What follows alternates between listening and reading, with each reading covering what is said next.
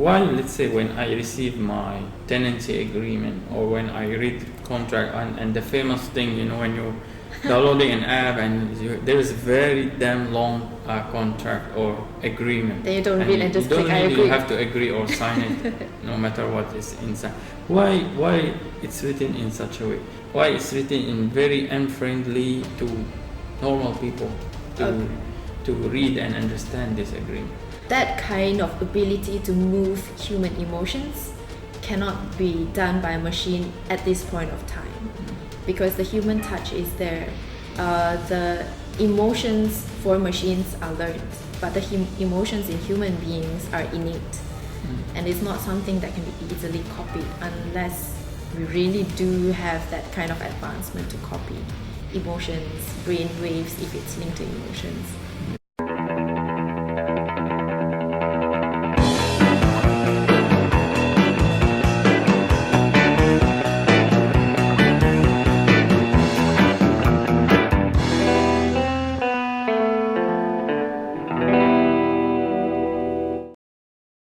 Hello everyone and welcome to Startup Zone Talk. So today I'm here with Adeline Chin. She's the co-founder of Low Tech Malaysia and the co-founder of Low Asia 365. Yes. So welcome Adeline to our show. Thank you for having me, Homam. Pleasure to be here. No problem. So let me start by asking you to tell us about your background. Okay, I am a small town girl. Okay. I am raised in Perlis, which is the smallest state in Malaysia, and my family moved on to Alostar in the past decade or so. Kedah, yes. And I came to Kuala Lumpur to complete my final year in law school, and I stayed on ever since. It's been about 8 to 9 years now. Yeah. What do you think? How different is Kuala Lumpur from your hometown?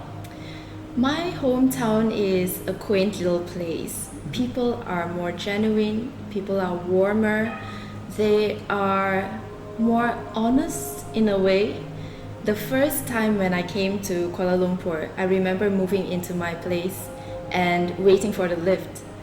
A person went to the lift before me, and instead of the open button, when I'm running towards the lift, he clicked on the close button. So I felt that hint of coldness in Kuala Lumpur because it is a metropolitan. And the number of people that are living here, despite the numbers, it didn't create more warmth, but it created a need amongst human beings to be in their own bubble. Okay. They wanted to be by themselves more because it's so cramped, I suppose. Yeah. Well, it's the opposite experience for me because I'm born in a city. So I'm like a city guy. I like to live in the city.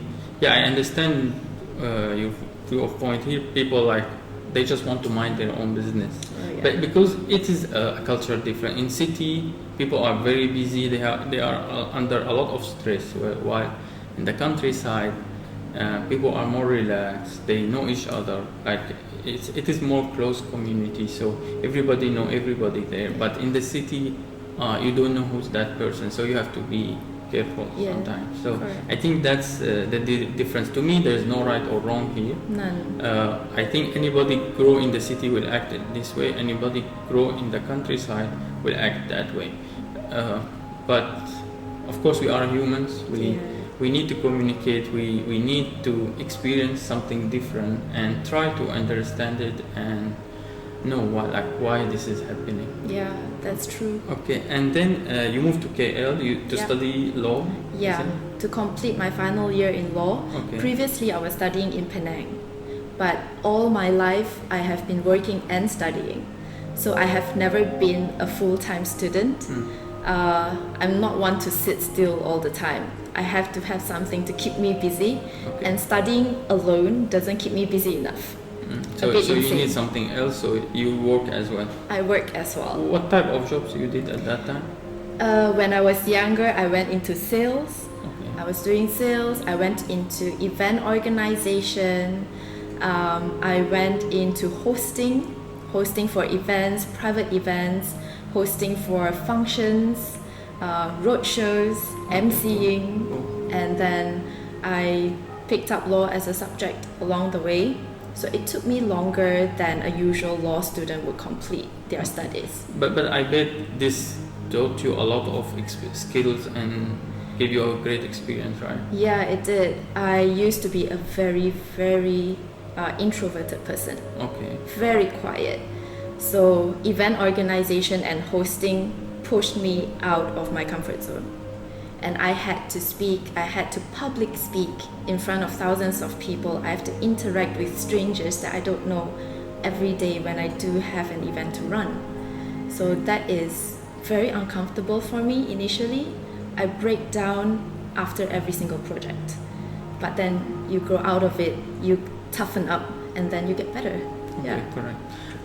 Why law? Why did you choose law to study? You know what? The funny thing is, initially I wanted to do journalism. Okay. And my dad gave me a really weird comment. He said, "Don't do journalism. I don't want to see you killed somewhere in a war zone." So I thought to myself, what makes you think that all journalists would be attracted to a war zone and go there? So I said, because there's where all the fun is. Exactly. Yeah, but I didn't tell him. I think he probably saw it through my eyes. And I thought, okay, the next best bet is legal. I've always been a student who is more comfortable with my linguistic subjects. I never needed to study for them. I could ace them. My sciences are all right. My mathematics is terrible. So that kind of composition makes a good lawyer. Okay. A lot of lawyers don't like doing math. That's just a stereotype. It's not necessarily true, but seems to happen that way.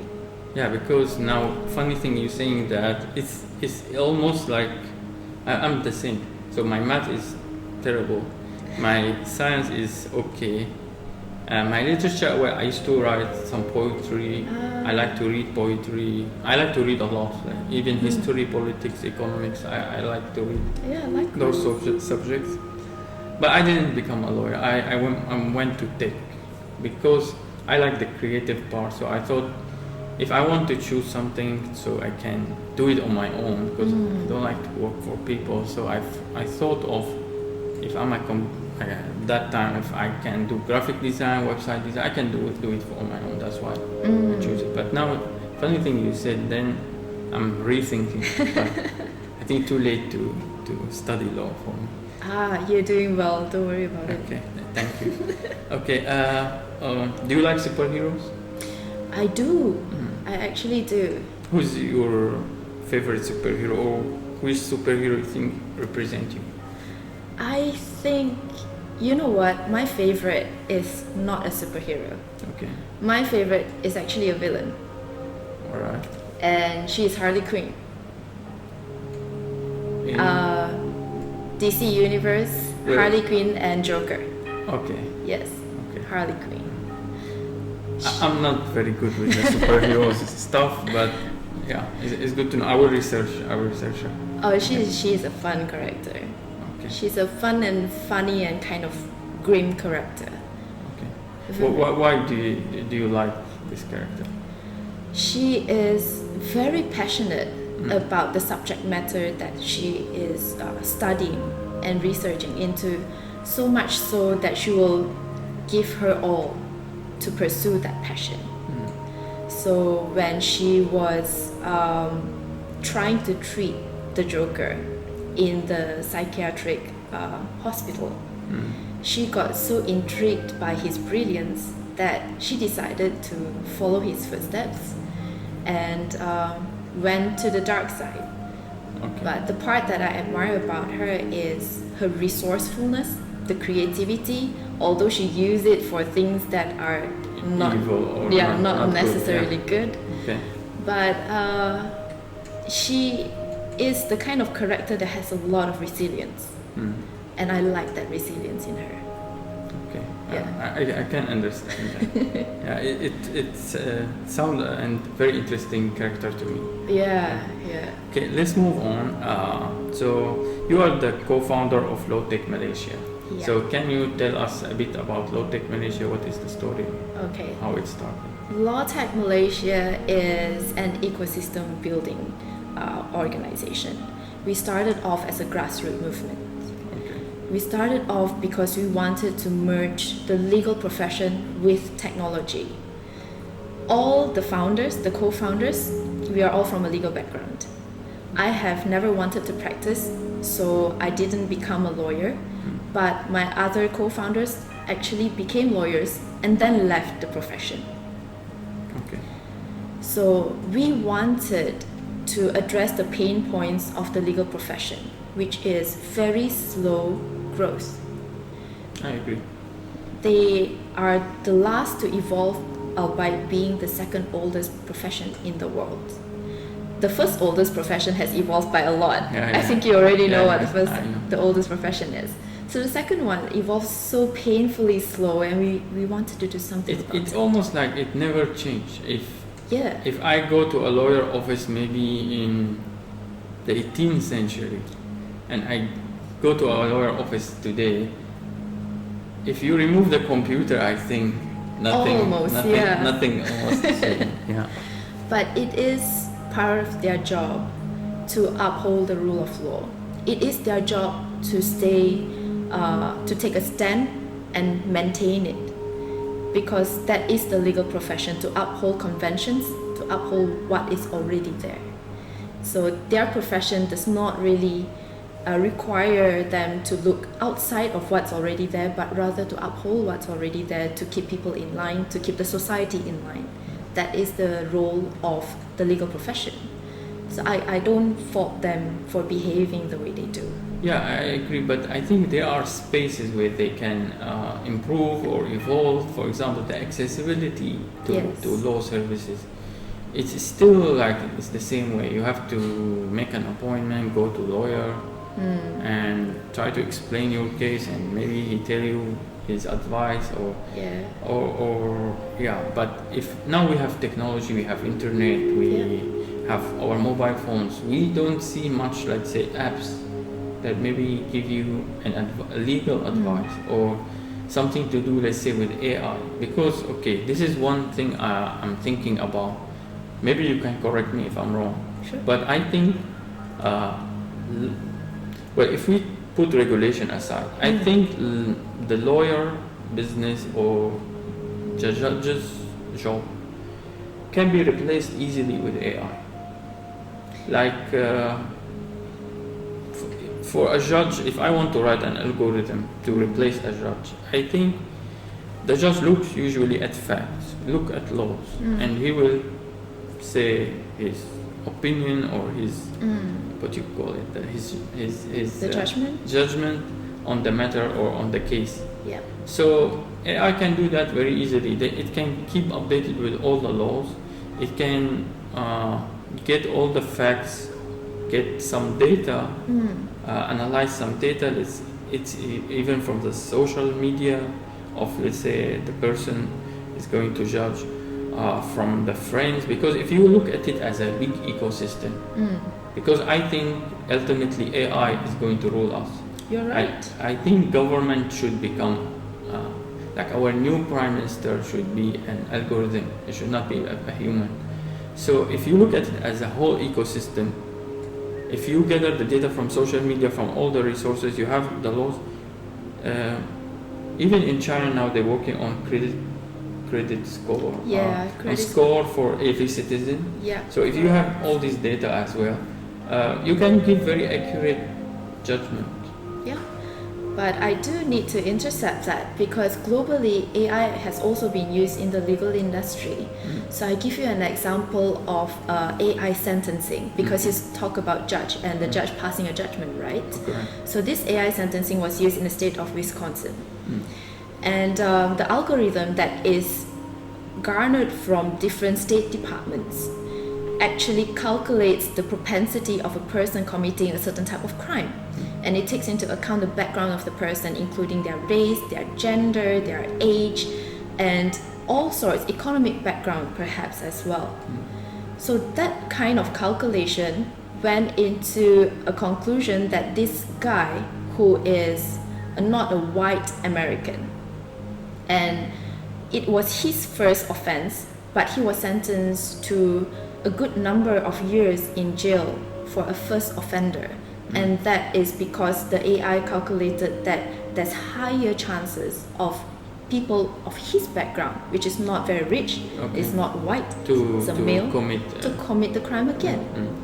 It's not necessarily fair because AI is based on machine learning. Machine only learn from the data that we already have, that we already garnered, right? But humans do the same mistakes, because if you look also at those cases, let's say since you're talking about US, you will always find a black person always get a harsher judgment compared to a white person. So there is a bias between human, and I know this is a known thing that AI has a bias because of machine learning, because of the data set that's provided to the machine learning. So, this thing can be corrected or improved. But if a judge come with a bad mood, he had a fight with his wife, or she had a fight with her husband, and then she may take emotional or wrong. That may happen. So, but there will be a number of guinea pigs who will be sentenced very heavily or too lightly because of these human biases that were taken into account during the machine learning process. So these innocent beings will never ever be compensated, but it is perhaps something that we need to sacrifice for in order for machine learning to be more accurate in the future in terms of sentencing. Because I think not necessarily. We can always do simulations. So we can create cases which is we just simulate the system and test it and see the result, and test it again and see the result, until we can all have saying, okay, this is better than what a human level can do, or this is more just, or this is more beneficial for the community in general. So I know there is a pros and cons in everything. There's great judges like I forgot his name. There's one famous on social media. They always show this guy. Do you know which one I'm talking about? I think I know. He usually pardons tickets. The ticket offense. Yeah. I don't remember his name. Me too. But I just remember Judge Judy. Yeah, but I heard of Judge Judy, but I don't know her. But this guy, when I see this is a good example for what machine cannot do. Okay. Compassion, but not everybody is like that. Agreed. Yes. So the next question, probably in the AI for the legal industry, would be, how do we hire? How do we hire better? Yeah. Okay, I think we started with what subject? We were talking about lawyers and they didn't evolve, so I moved to. So okay, the point was I'm trying to make that if they don't improve, if they don't adopt technology, do you think they can find themselves be replaced like that? What happened to the taxi drivers, for example? Well, there are a whole lot of stuff that lawyers actually don't need to do anymore because it can be automated. Things like contract management, document management, managing your clients, a certain part of it, those can all be automated. Correct. So if lawyers adopt those kind of technology in the running of their businesses, in their firms, it would have tremendously increased efficacy. But there are parts that cannot be replaced. Advocacy skills is something that is very human, cannot really be replaced because it takes creativity. It is like you as an inventor. They invent, but they invent in words.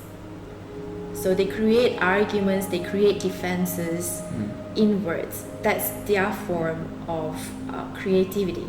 I agree. I understand what your point. I think I will give this example. Maybe it's not very good, but this was the closest thing I can relate. If you see the movie Scent of a Woman, when Al Pacino, I'm very bad with names. So in Al Pacino in that movie, he defended the boy who was protecting his friend, and he don't want to tell on them. So when he gives that speech in front of the school, they have like school. So when he gives that speech, I was very moved by that. Was a very good speech. AI cannot do that. I agree with you. So that kind of ability to move human emotions cannot be done by a machine at this point of time, because the human touch is there. The emotions for machines are learned, but the emotions in human beings are innate, and it's not something that can be easily copied unless we really do have that kind of advancement to copy emotions, brain waves, if it's linked to emotions. Yeah, well, the closest thing I was like reading and watching some videos what scientists, because when they're trying to talk about emotion, they always go to the thing that all these feelings you have is a chemical. It's a chemicals in your brain. So like even love, you can simulate that with some chemical, even excitement, even being afraid. All of that actually can be. But I still don't see how you're going to inject people with those chemicals. It's still, I think, way far. It's quite far off as of now, I think. Okay. You are a co-founder, right? So obviously you have other co-founders. Can you tell us more about your other co-founders? How did you meet them? So in LawTech Malaysia, we'll just focus on that as of now. My co-founders were initially 3 other persons. All have legal background. One was actually still a practicing lawyer. She's in fact still practicing today. One is was a practicing lawyer, and then she went into fintech. Okay. Yeah. And the last one is the only guy amongst all 4 of us, and he always feel like he is the minute 25%. And he used to be a corporate lawyer, and he decided to go into venture capital. So he's now with a venture capital firm. So the 4 of us, it's me, there is Jenna, who is in fintech, there is Daniel, who is in the venture capital firm, and there was Melissa as well, who is still a lawyer, but she decided to take a back seat. So now there's just 3 of us running the show. Okay, cool. And what is let's say, since we focus on LawTech Malaysia, what is the business model of LawTech Malaysia, and how do you guys make money? Right now, because we started off in January, it's very recent, and our revenue stream comes from events at the moment for the year, because we wanted to get people together. We wanted subject matters to be discussed about law tech, about fintech, about regulation technology. We wanted different verticals to come out and mingle. Professions are as such that they're very segregated. Everybody seems to work in a silo within their own vertical, and we want to break that. We wanted to break that wall and get everyone together. So events to us is one of the most effective way to get everyone together. Okay, since you mentioned events, I know you have organized LawTech Hackathon. Yeah. Was it last year? It was last year in October, yeah. Okay, so can you tell us about that event, and do you have any success stories from? Oh, sure. Okay. So LawTech Hackathon happened last year in October. We started that as a grassroots movement. So the company was not even formed yet at that point of time. All of us were volunteers. We got nothing out of it financially, but a lot of satisfaction. In fact, in our team, the organizing team itself, about 80% of us has never even been to a hackathon. Okay. So because of our inexperience in hackathons, we over-prepared. That's very good. Yeah. We over-prepared for it. We managed to get about 200 attendees from 8 different countries, being a first time ever in Malaysia for a LawTech hackathon. We had 21 teams and 21 MVPs. So it is a hackathon that's not just for the pitch. Actually wanted minimum viable products. And out of the 21 different MVPs, we've got the top 3 which garnered interest of some sponsors. Some wanted to work on their product even further so that they can commercialize the product. Very cool stuff that came out. Okay, that's great to know. And it was the first hackathon done in Malaysia? It was the first LawTech hackathon that's ever done in Malaysia. Very cool.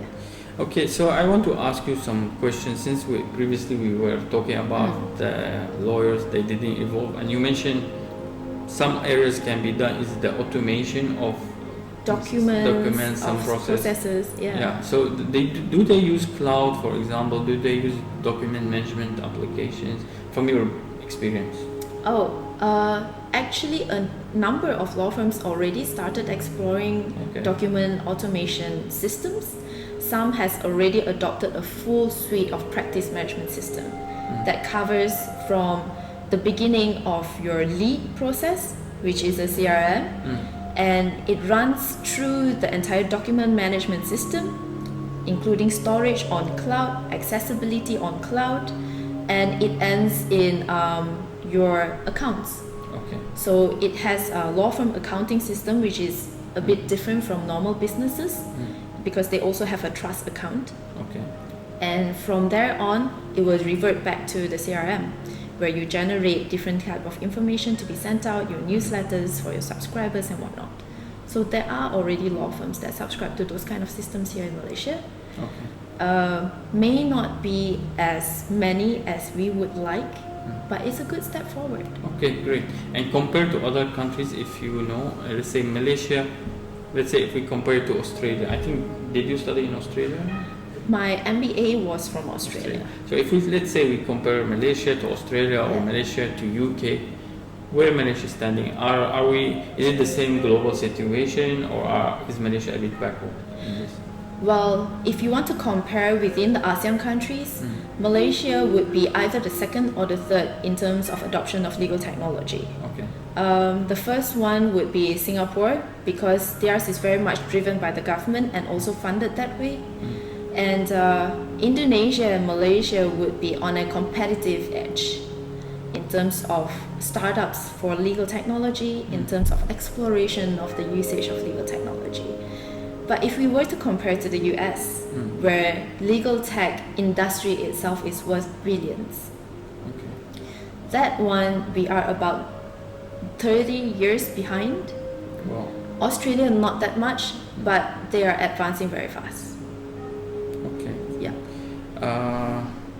Okay, so I want to go to that question. Why, let's say, when I receive my tenancy agreement, or when I read contract, and the famous thing, you know, when you're downloading an app and there is very damn long contract or agreement. They don't read and just click I agree. You have to agree or sign it, no matter what is inside. Why it's written in such a way? Why it's written in very unfriendly to normal people to read and understand this agreement? For lawyers, their duty is to protect their clients' rights. So their clients can be you, who say for a tenancy agreement and the lawyers representing you as a tenant, or it can be representing the corporation that gives you the whole long piece of terms and condition for you to say I agree at the end, and they're able to have access to, let's say, your personal data or your pattern of usage. So their stand comes from protecting the client's interests.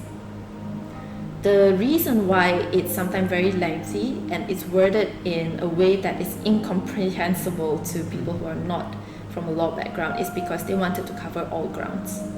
Every single possible scenario to be covered properly so that it's airtight and you don't face unnecessary lawsuits.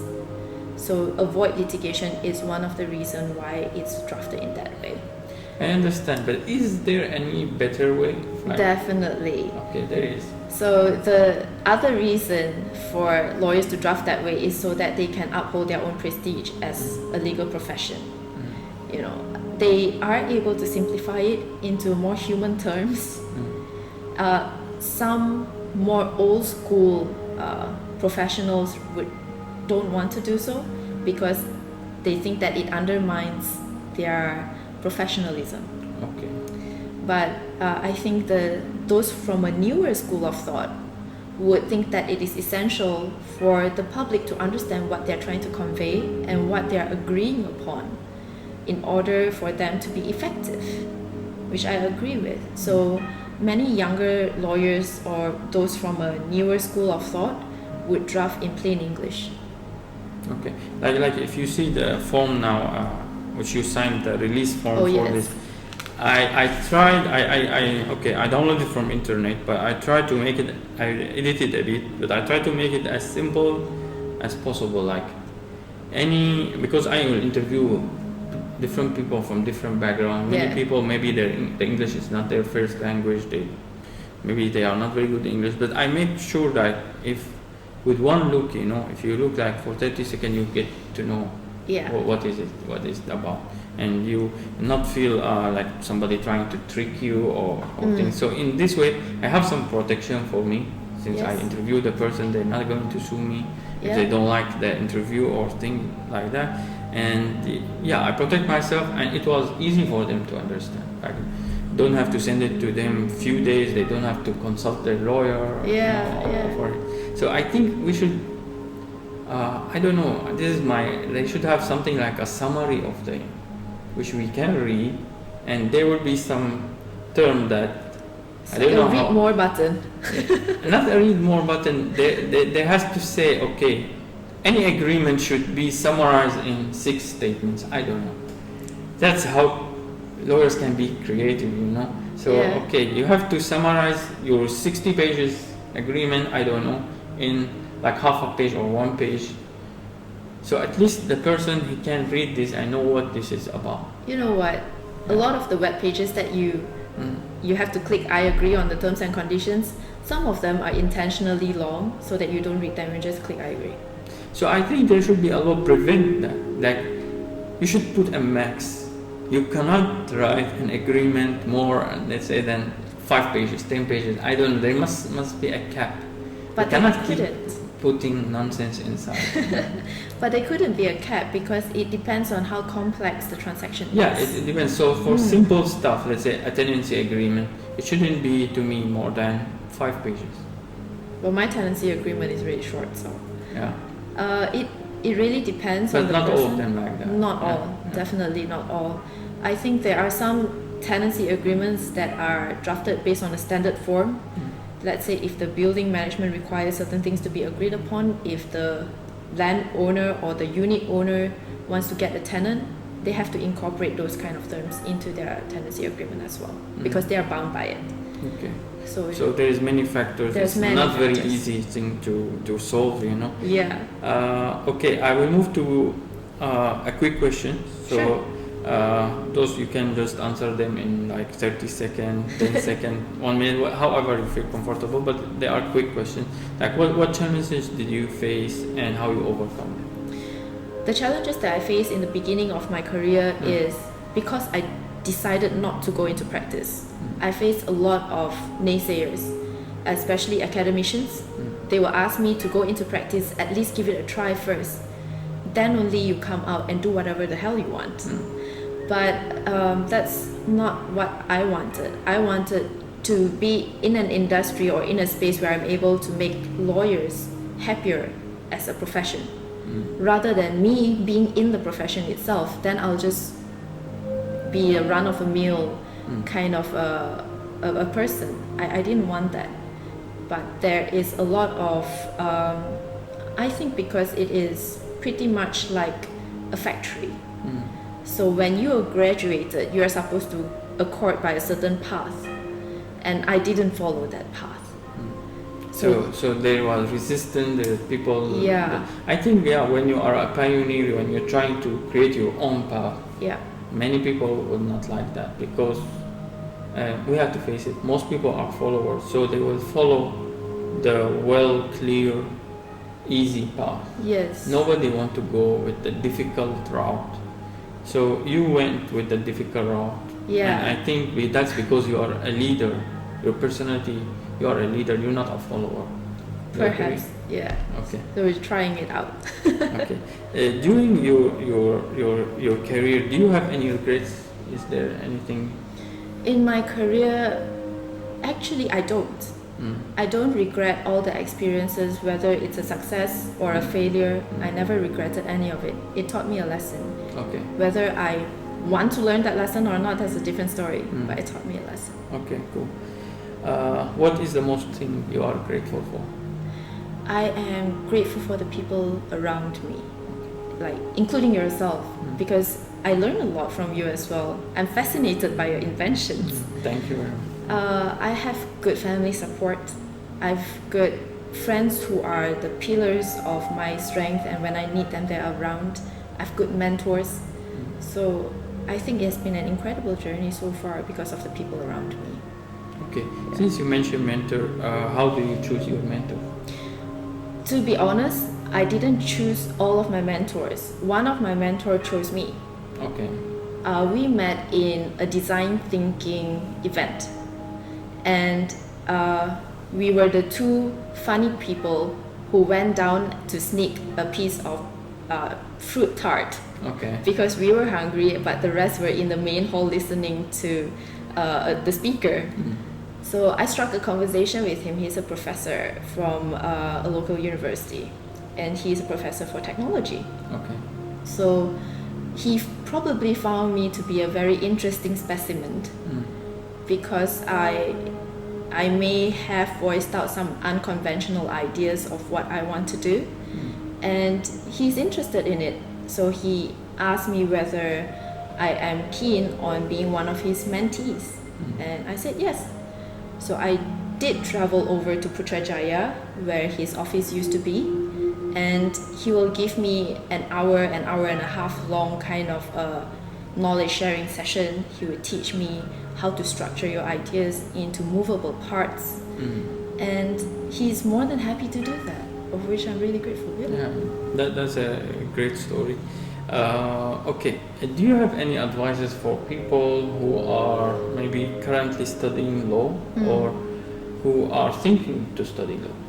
Do you have any advice for them? I do actually. If they are thinking to study law, do it, because law degree itself is a very versatile subject. You are able to enter so many fields with a law degree, and you don't need somebody else to come and read your contract. Yeah, which is. I was going to fintech, but because I saw the amount of regulation and law and I don't have support for that, I gave up. I just gave up. I think the regulated space comes with a lot of documents and a lot of reading. Yeah. So. Sorry to interrupt you. You can continue. Not at all. Yeah. So it is an advantage because then you understand how legalities work. Although if you're a fresh grad, not so much. You need a little bit of working experience to get there.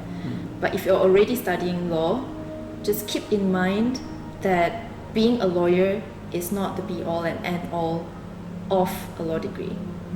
There are many other things that you can put that knowledge to use. I'm not a lawyer.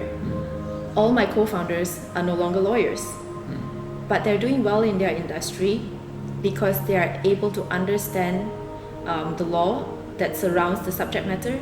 They are able to compartmentalize concepts into ideas that can be verbalized and put into words. So documentations to us is easy. We don't need to find somebody to draft stuff for us. We draft it ourselves. And you are able to articulate ideas better. Advocacy is one of the skills that you need to learn. Yeah. So. Adeline Chin, thank you very much for being on Startup Zone Talk. And you guys, thank you very much for watching, and we will see you next time with another great guest. So thank you, see you again.